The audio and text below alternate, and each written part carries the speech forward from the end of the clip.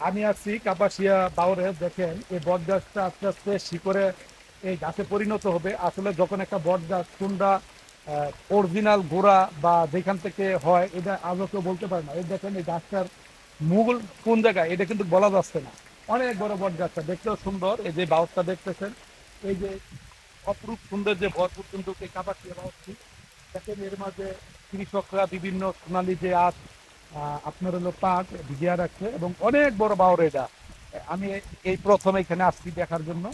বৃষ্টি হচ্ছে, দেখেন প্রচন্ড বৃষ্টি। আমি গাড়িও নিয়ে এসেছিলাম।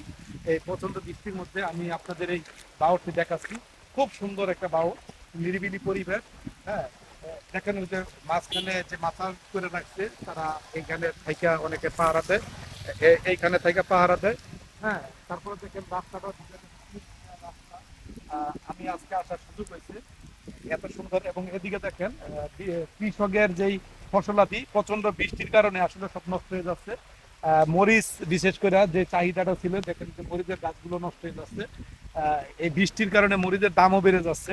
প্রচন্ড বৃষ্টি, আবার কৃষকের বৃষ্টির কারণে পানির কারণে পাট ভিজাইতে যেমন সহজ হয়, আবার পাট যে শুকাইতে হবে সেই জিনিসটাও সেই জিনিসটা নষ্ট হয়ে যাচ্ছে। কারণ প্রচন্ড বৃষ্টির কারণে কৃষক তার পাটকে শুকাইতে পারতেছে না।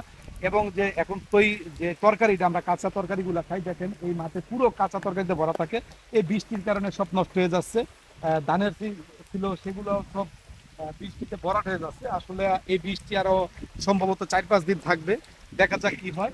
আমি আবার ওই বট গাছ দিয়ে শেষ করছি। যারা আসেননি কাপাসিয়া বাউরে তারা আসবেন, এসে দেখে যাবেন এই সুন্দর দৃশ্য এবং সুন্দর এই লুকটি। সবাই কি ভালো থাকবেন, সুস্থ থাকবেন, সকলের জন্য শুভকামনা রইল। আসসালামু আলাইকুম।